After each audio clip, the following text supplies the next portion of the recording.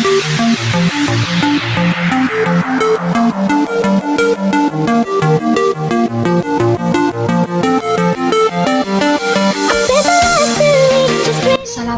warahmatullahi wabarakatuh. Perkenalkan, nama saya Syafira Sultan, NIM 193104139, jurusan Pendidikan Jasmani Kesehatan dan Rekreasi, Fakultas Ilmu Keolahragaan Universitas Negeri Makassar. Baiklah, di sini saya akan mengerjakan dan menyelesaikan tugas UAS saya atau panel saya, mata kuliah perkembangan peserta didik yang diampu oleh Ibu Siti Rehan.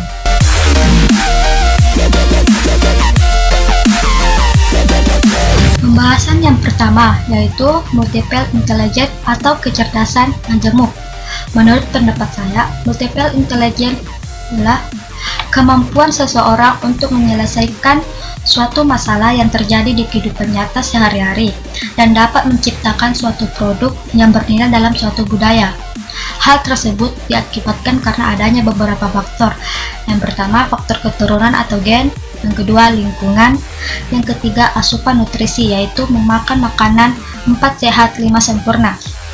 Seorang ahli pendidikan dari Harvard University yang bernama Howard Gardner mengungkapkan bahwa karakteristik kecerdasan seseorang berbeda-beda, yaitu ada yang kecerdasan verbal linguistik, cerdas kata. Yang kedua, kecerdasan logis matematis, cerdas angka. Yang ketiga, kecerdasan visual spasial, cerdas gambar warna. Yang keempat, kecerdasan musikal, cerdas musik. Yang kelima, kecerdasan kinestetik, yaitu cerdas gerak. Yang keenam, kecerdasan interpersonal, yaitu cerdas sosial.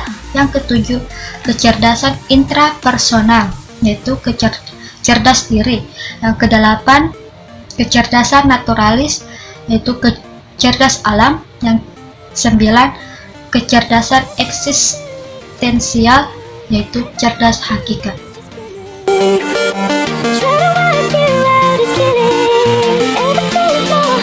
Pembahasan yang kedua yaitu kecerdasan emosional.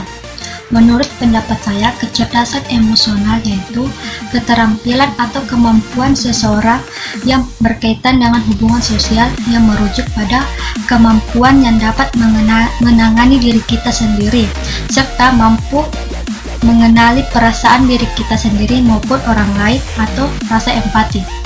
Faktor-faktor yang mempengaruhi kecerdasan emosional ada 3, yaitu faktor psikologis, yaitu berasal dari diri dalam individu. Yang kedua, faktor melatih emosi, yaitu apabila kegiatan tersebut dilakukan secara berulang-ulang akan menjadi kebiasaan. Kebiasaan rutin tersebut akan menghasilkan pengalaman yang berujung pada pembentukan nilai. Faktor yang ketiga, faktor pendidikan. Pendidikan tersebut merupakan salah satu sarana belajar individu untuk meningkatkan emosi.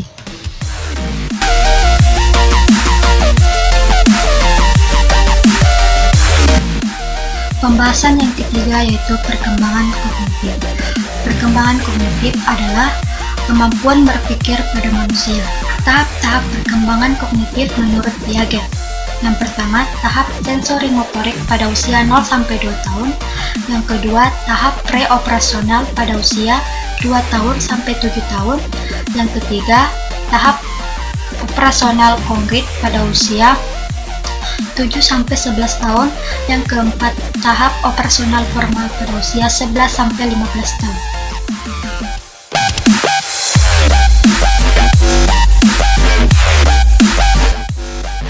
Pembahasan yang keempat yaitu perkembangan moral dan spiritual.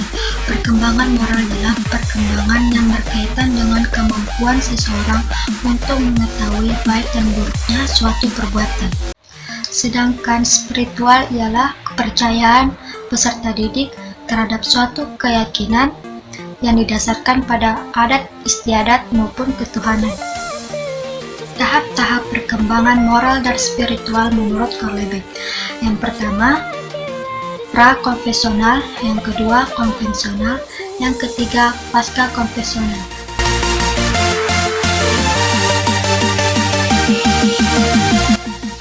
Pembahasan yang kelima yaitu perkembangan psikososial. Teori perkembangan psikososial merupakan hasil pemikiran oleh Erik Erikson yang lahir di Frankfurt pada tanggal 15 Juni 1902 dan wafat pada tanggal 12 Mei 1994 di Harwich. Ada 8 tingkatan teori psikososial yang akan dilalui manusia. Yang pertama, percaya dengan tidak percaya, usia sejak lahir 1 tahun. Yang kedua, otonomi dengan malu atau rasa ragu-ragu pada usia 2-3 tahun. Yang ketiga, inisiatif dengan rasa bersalah pada usia 4-5 tahun. Yang keempat, industri dengan inferior pada usia 6-11 tahun. Yang kelima, identitas diri dengan kekacauan peran pada usia 12-18 atau 20 tahun. Yang keenam, keintiman dengan pengasingan pada usia 18 atau 19-30 tahun. Yang ketujuh, perluasan dengan stagnasi usia antara 20-50 tahun. Yang terakhir yaitu yang kedelapan, integritas dengan kekecewaan usia 60 tahun ke atas.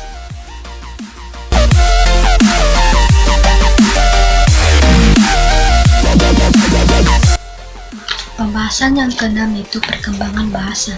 Perkembangan bahasa dimulai pada awal kehidupan manusia.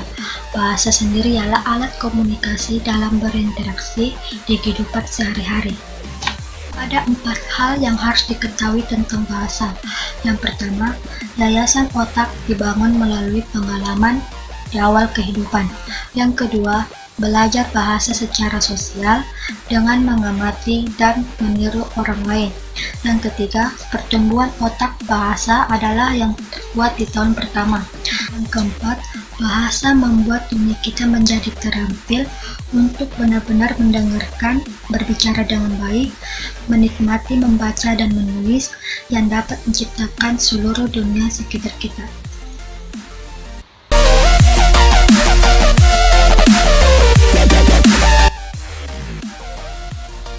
Pembahasan yang terakhir atau yang ketujuh yaitu perkembangan misbehave atau misbehavior adalah perilaku siswa yang tidak diterima di lingkungan tertentu dan dapat mengganggu proses belajar mengajar.